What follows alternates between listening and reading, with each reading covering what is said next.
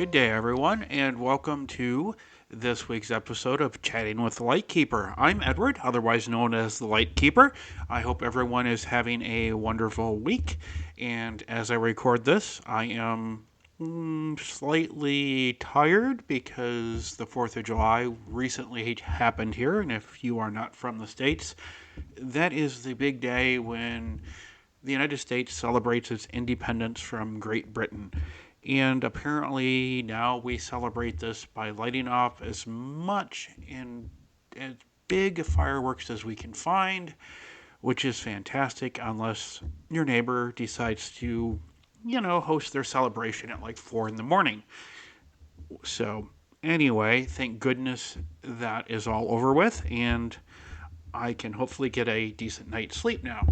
So, back to the subject at hand. I guess before we get to the subject, the thing that had been turning in my brain and it's been there for a long time, but I got a couple of questions in the old mailbag that arrived this week. So let's answer those, and then we'll get to the fun stuff. The first question is, what's the difference between a kink and a fetish? And my answer is kind of it depends. It's a lot like the lifestyle. It has a lot of individual meanings. But typically, a fetish is something that is linked to, associated with a specific object, a body part perhaps, or a material. So fetishes could be like a foot fetish. Somebody is really into feet. Or a specific object would be the first thing that comes to mind is there are people that have smoking fetishes.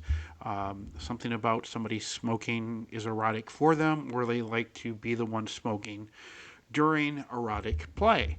And then we have materials, which people have fetishes for leather, fairly common one in the lifestyle, or latex is another one that is a common fetish in the lifestyle.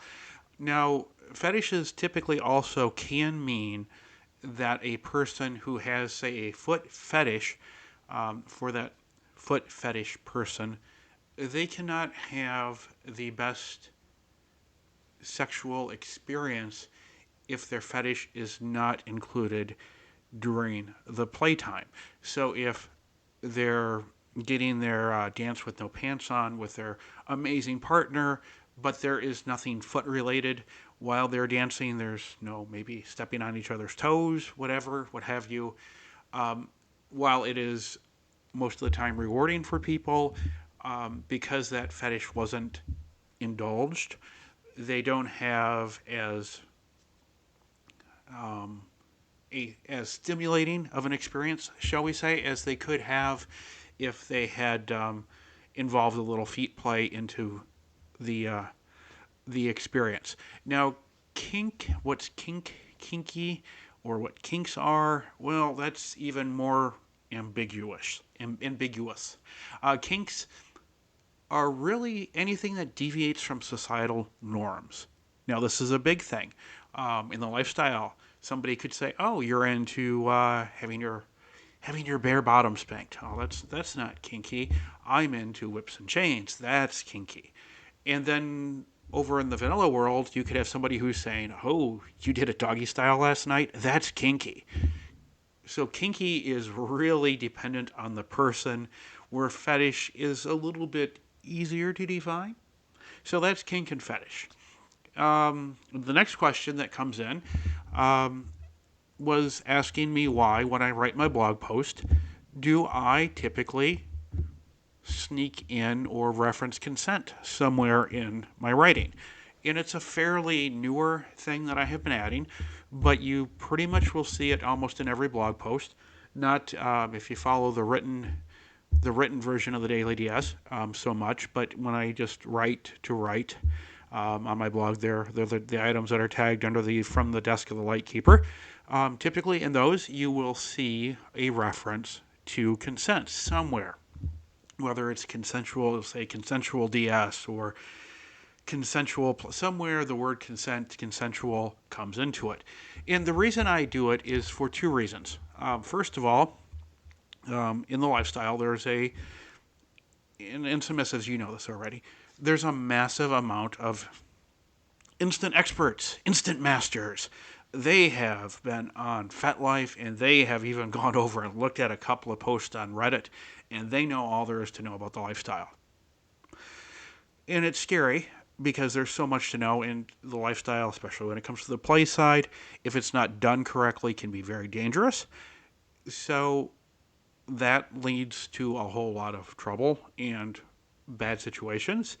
Secondly, when we look at how the lifestyle is portrayed in the media, even where they try and get it right, which they don't, but even when they do try and fail, consent is rarely a part of it.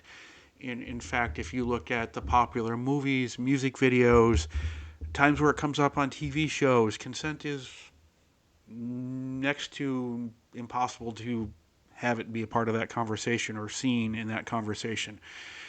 And on top of that, the National Coalition for Sexual Freedom reports that 1 person out of 5 will have their consent violated within their first 5 years of exploring the lifestyle.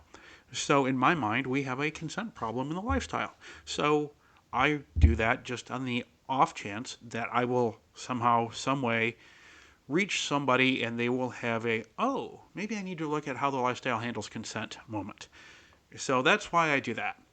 Now we are through the mailbag, and it is time to get to the fun thing. And it's something I've wondered for a long time. And I don't know, it's been several podcasts ago, but did a brief history of kink and BDSM and how we got from, prehistoric, BC, the days before Jesus wandered the world, time to where we are now. By the way, Jesus is a joke. Before Jesus wandered the earth, to where we are now. Anyway, the question that I had, and I apologize for my speaker going off there. Wonderful how that works. But the question that's been in my mind is the term daddy. Where did daddy come from, and how did it come to mean what it means now in the lifestyle?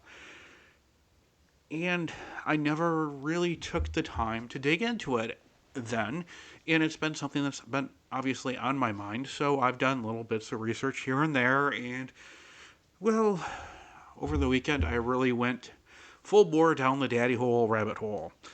And it is just amazing what I find research fun. I'm weird like that, especially since it's historical and I'm a history nerd. Even though it wasn't my typical history, I'm still researching history, and it was a heck of a lot of fun. And unlike your history professor, I am not going to bore you to sleep. At least I really hope not. If that's the case, then maybe I should brand my podcast as one of those sleeping programs, like you see ads on TV. Listen to this noise for 30 seconds and you'll have the best sleep of your life type thing. It's only $9.99 a month for the app. Anyway, if that's the case, I could be making a whole lot of $9.99 a month. So, anyways, back to the history of daddy in the context of BDSM. But to get there to the history of daddy, let's start with where we are today with daddy and what daddy means. Because once again, it's kind of like kinky. It means a lot of things to a lot of people, even though I think to the vanilla people, doggy style would be not this. Daddy would probably be like really super scary to those people that think doggy style is way kinky. So anyways, typically a daddy is a dominant. It is not gender specific. That means anybody can be a daddy regardless of their gender. So understand that, although there are people who are either female or female is their jam, that like mommy and daddy doms are very, very similar. Typically, it's just a gender identifier. There's not a whole, a mommy dom isn't really technically different than a daddy dom. It's just gender. And so, but also understand, please, that once again, women can be daddies. So don't be freaked out if you see a woman out there as a daddy, which I guess same way a guy could be a mommy dom if that was their jam. So it's all subjective, and it really doesn't gender doesn't really matter. But typically, a daddy dominant is a more parental dominant, taking more of a role, more of a nurturing role, more of a more paternal, would rather provide guidance and care and protection than perhaps be focused on ritual and protocol. Although it doesn't necessarily mean that that ritual and protocol is not important too. Some daddies are. Some people will say that daddies are not sadist. A person can be a daddy dom and be a sadist, just like somebody can be a submissive, want a daddy dom that is a sadist. It's really kind of what you make it, but typically a daddy dominant is somebody who is more nurturing, more focused on guidance, care, and protection over the traditional dominant, with the traditional dominant being more of a ritual protocol focus. Also, people will assume that when somebody takes the title or role of daddy, they are into age regression play, meaning that they want a submissive partner who will be a little, middle, or even a baby who likes to role play that they are younger in age than they are. Of course, we are all understanding that a daddy dominant is working with people who are of legal age, doing this all consensually, and there is no incestual things going on. You're under, it's not actual father-daughter, even though there will be people who consensually role play this under the moniker of daddy dominance. And the first time I heard that, it really freaked me out. So I would imagine that if you are newer and you heard me just say that, you might be kind of freaked out.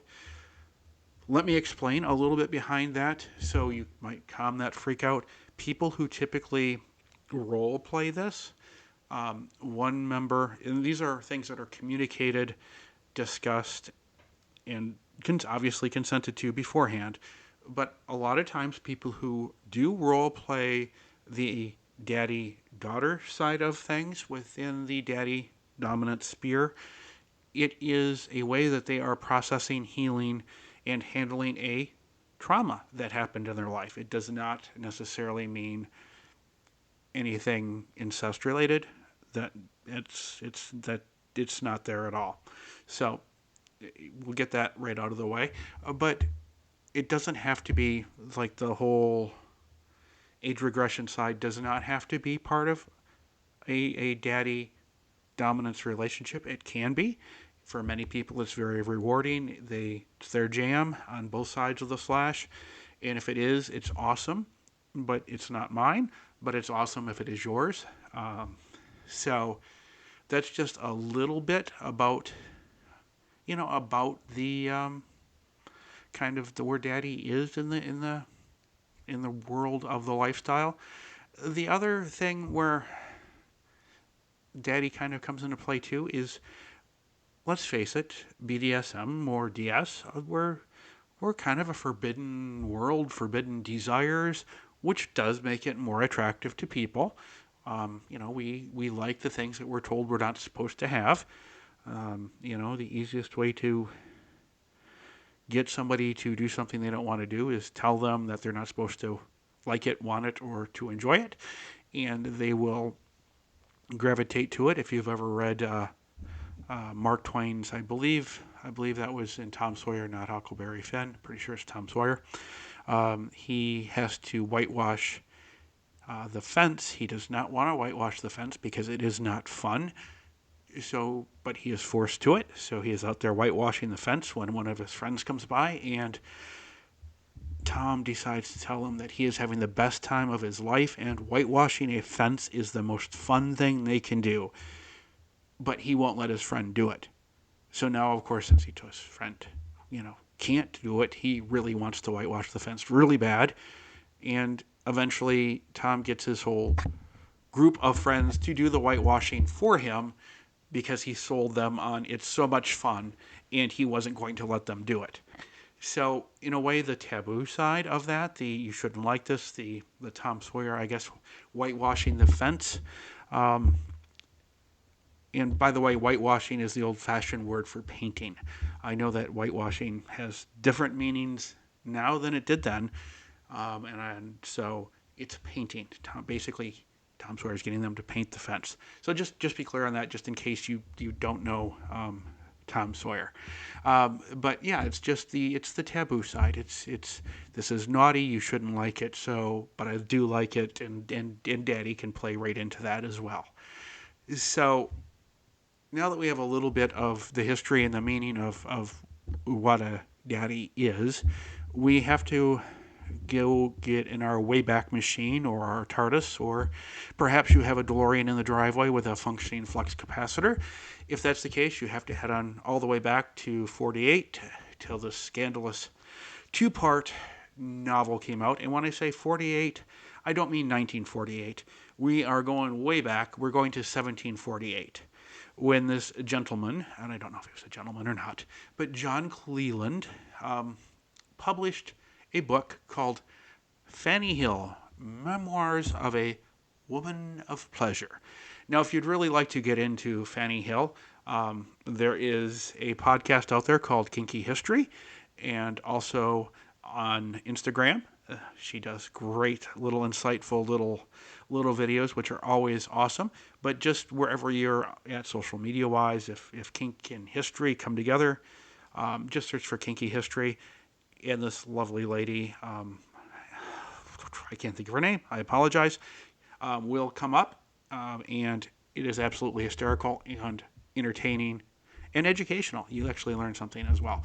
But anyways, so in 1748, Fanny Hill, Memoirs of a Woman of Pleasure, which is written by a man, so interesting, comes out. It's very scandalous, and while Fanny does not engage in what we would call, daddy dom or age regression play or any of those types of things that caregiver little scenarios like we would think of age play or daddy dominance engaging in, in today's modern world. There are characters in the book who exhibit, paternalistic and authoritative guidance and control, trying to provide, protective guidance to Fanny, while at the same time, in that kinky DS way, protective, guidance. So while it's not true daddy as we would think of it today, we can definitely find, snippets of it hidden in there. So obviously, while it may not have been called that then, there were obviously hints of it floating in the world back in 1748, 1749. So it goes back at least that far, probably even farther. And then we come forward a little bit to 1791 to Marquis. Sorry, my French, I took German, not French. So yeah, it leads to some issues with French. So it's the Marquis de Sade. And he published this very smutty novel called Justine.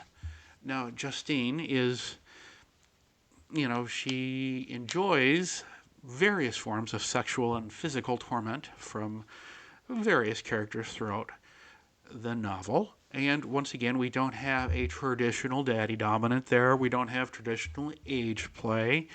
But we do see those themes subtly there in certain parts of the book. So 1791, it's still hanging around, it's still there, and it's still in the naughty culture that is written about a little bit more now than it was before. Not quite as shocking as it was when Fanny Hill first came out.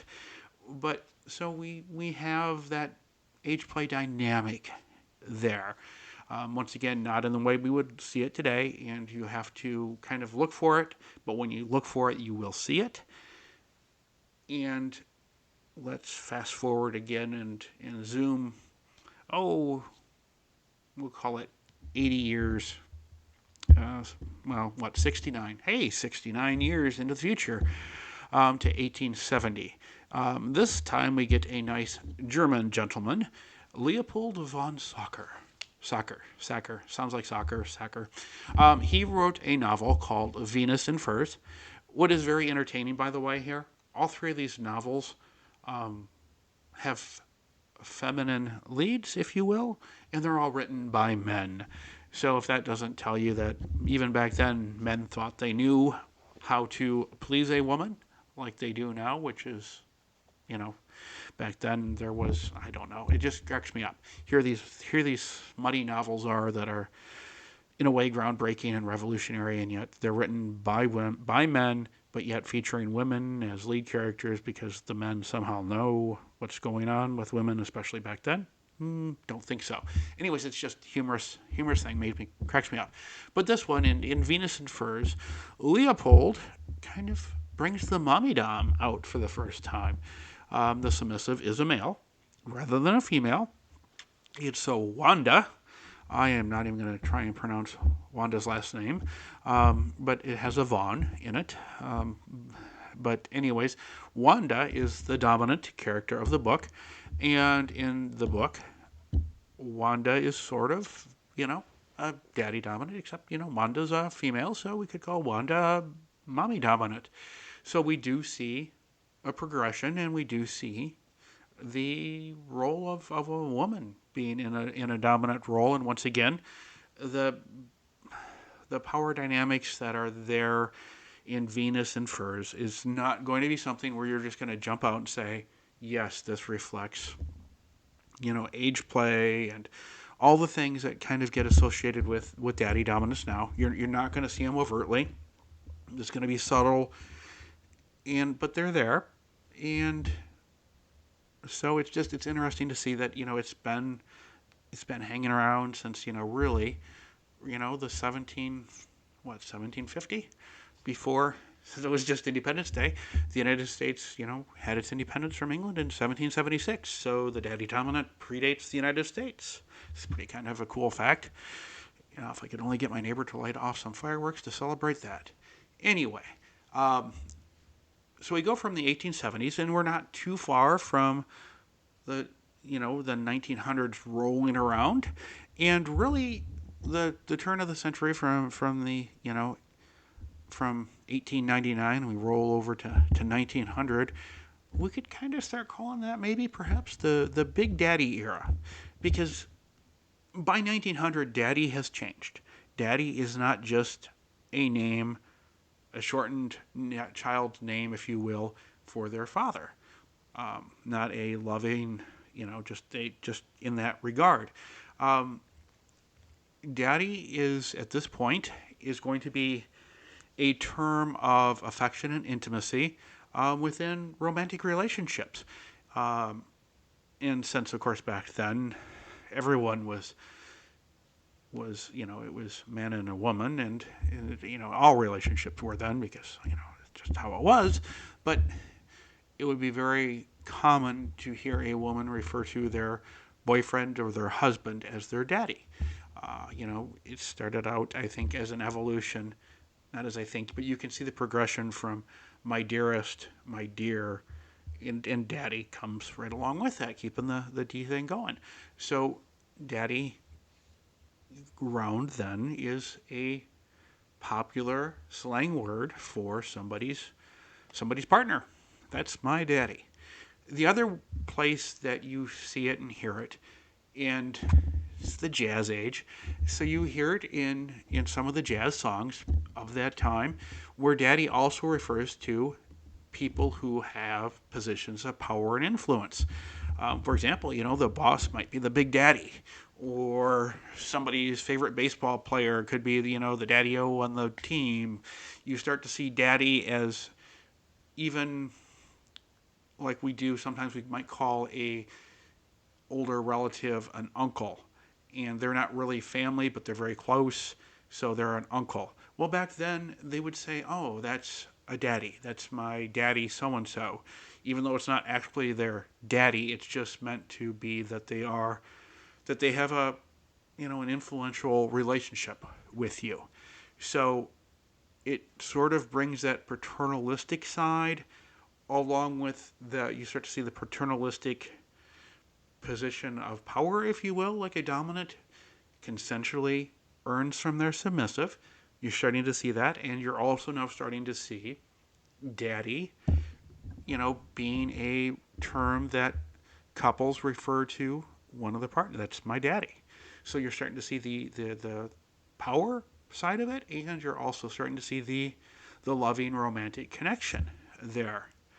So when you hear it you hear it in the jazz age, and I can't think of the song off the top of my head, but Louis Armstrong, I know for a fact, and you'll hear it more than once if you go through the catalog of his stuff. You'll hear him say, with his very distinctive voice, "Oh, daddy-o," or "daddy." So you hear it in the records, the jazz records of the day, and even Irving Berlin, who I don't think you can get more conservative. Irving Berlin is the gentleman who gave us A White Christmas, which this July we are all dreaming of. I might be a little bit today. It is close to 90 degrees here. It has finally hit summer, and it is muggy as all get out, which is not my jam. So maybe I'm dreaming a little bit of a white Christmas and bundling up and going skiing rather than just melting if it wasn't for the wonderful invention of air conditioning. So it's even mentioned there. So you find daddy in pop culture everywhere. The turn of the century, 1925. And it's also called the Jazz Age. And speaking of the Jazz Age, there's something else that comes out of this wonderful time when you couldn't have a drink, but it was the Roaring '20s, so you had your drinks illegally because we Americans, especially then, even more than we do today, we like to drink. Back then, when you said no, once again, saying no, you can't have it, made us want it even more. So, in the land of speakeasies, jazz, flappers, and all of that, the Roaring '20s gave us the term sugar daddy, which of course refers to typically a wealthy older man who provides, we could call them gifts to a younger person, typically in exchange for companionship. I love how they say that one. Oh, companionship. Yeah, that's what they're providing. It's companionship. They're just spending such lovely time together. So, yes, out of the Roaring '20s gave us daddy and sugar daddies. But unfortunately, the Jazz Age comes to a crashing halt in 1929, and things start to get a little depresso around the world. But fortunately, it's not so depresso for our daddy references. Daddies are still a common word for boyfriend, significant other. That's my daddy. Also, people in power. Although not so much for bosses, because over, probably about 30% of the world, if not higher, did not have a boss. They were unemployed at this point in time. But in 1938, a musical comes out, and it's called Leave It to Me. Cole Porter wrote some of the songs, if not all the songs. Once again, I should have taken notes on that part of it, but I didn't. Anyways, Cole Porter did write a song which is famous, and it's called My Heart Belongs to Daddy. So we have Cole Porter writing a song that called My Heart Belongs to Daddy. And when the show originally was done, Mary Martin played the role of Dolly Winslow, who, the way it would be described at the time, was the young protege of a rich newspaper publisher. So apparently protege was the fancy pants word for sugar daddy. And she sings this song about how her heart belongs to daddy, and all the other boys out there could flirt with her, but she is not going to follow through. In fact, she might even kind of flirt back, because as she's performing the song, she is wearing only a fur coat and is doing this little strip tease. Not really stripping, because it is the 1930s, but it's implied. And as she's singing this song, she is sort of doing a striptease in a train station, which back then the train station would be like the equivalent of a major airport. So it'd be like a woman doing a striptease while you're waiting for your next flight, which I guess where you're sitting could be a good thing or a bad thing. But so that's she's singing about how her heart belongs to daddy. Now, unfortunately, we go from the Great Depression into the Second World War, which dark time for majority of the world. However, as we come out of the Second World War, some secret things start to happen. We have secret BDSM clubs forming all around the world. In the United States, it's groups of leather-wearing bikers that are secretly getting together to enjoy BDSM. And we start to see some underground magazines and some self-published books about all things kinktastic.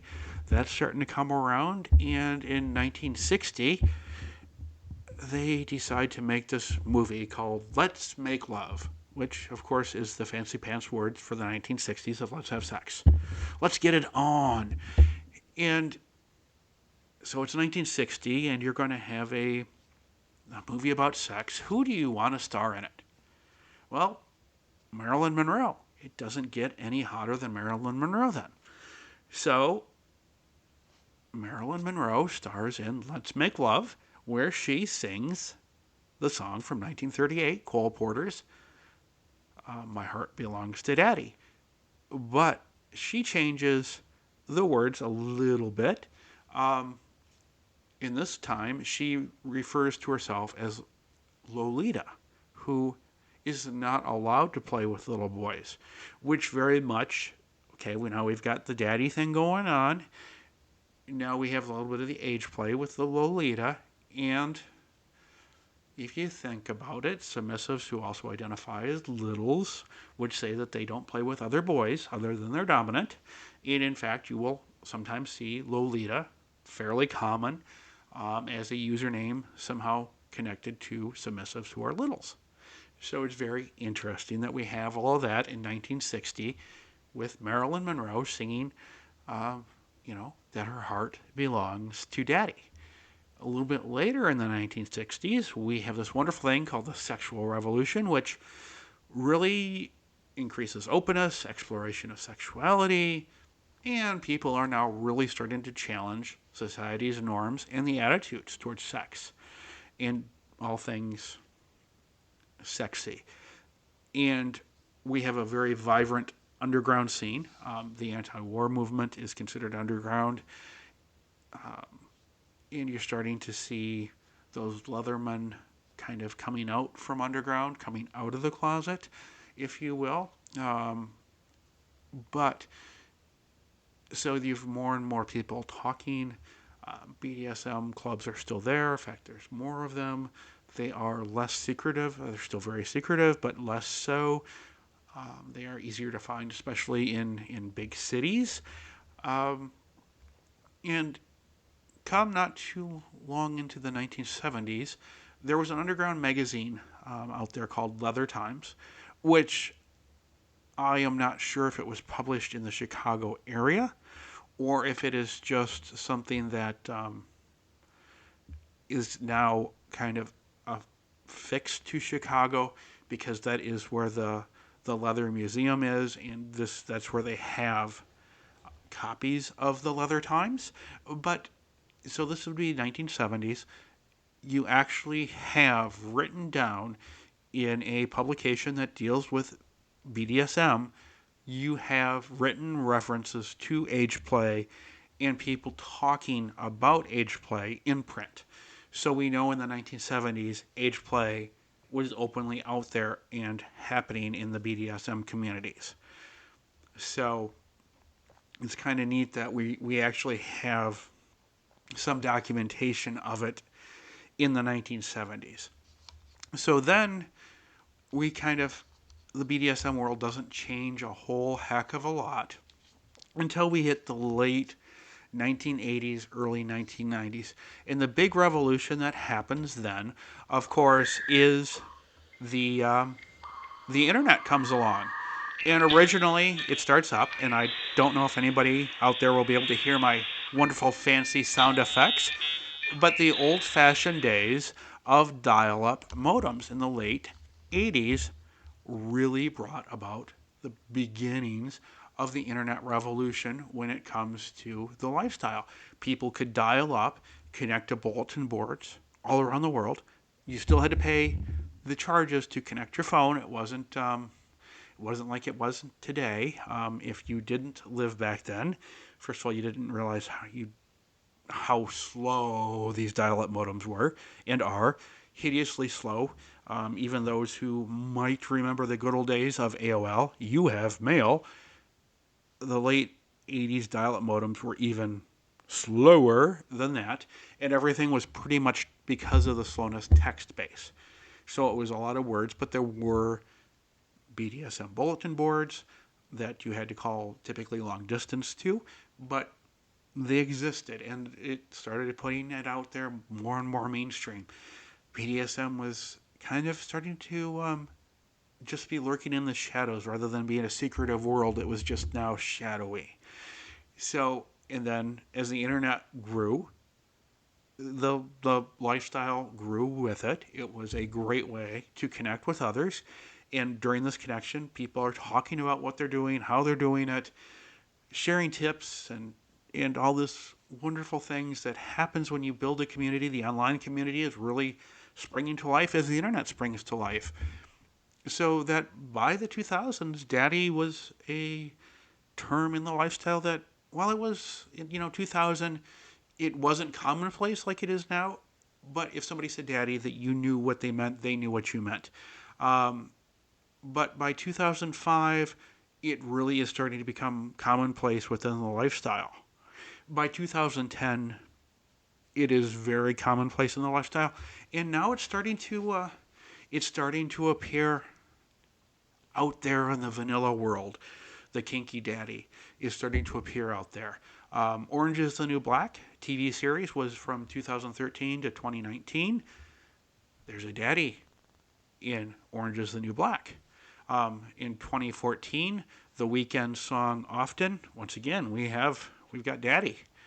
And then 2015 hit, 2015, and it was a good year for daddy because, well, the film isn't the greatest. In fact, the film is bogus, bunk in how it portrays the lifestyle, but it brings so many people, even to this day, to the lifestyle. 50 Shades of Grey, hello, daddy. And on top of it, American Horror Story has daddy come along then too. So daddy now is out there. It's mainstream. People who are not kinky, people who don't have a daddy fetish, know the term daddy. And in the lifestyle, it's very commonplace. It's no longer this, what's it mean to be a daddy? Can you explain that to me? What's age play? So it's awesome to see how daddy came from all the way back, with Fanny Hill, her misadventures, or adventures, I guess, not really misadventures, but adventures in sex from a man's perspective, to where we are now, where daddy is a very common role, and even people who are in the vanilla world understand daddy to mean the dominant partner in a relationship. So it's kind of cool. So that is the history of daddy, as best as I can determine and researched it. I hope you enjoyed it. If you do have some questions on daddy or anything else, feel free to shoot me a question. And if there's a term that you're curious about the history behind it, just scroll down and to whatever platform you're listening on and click the feedback button and let me know what that term is.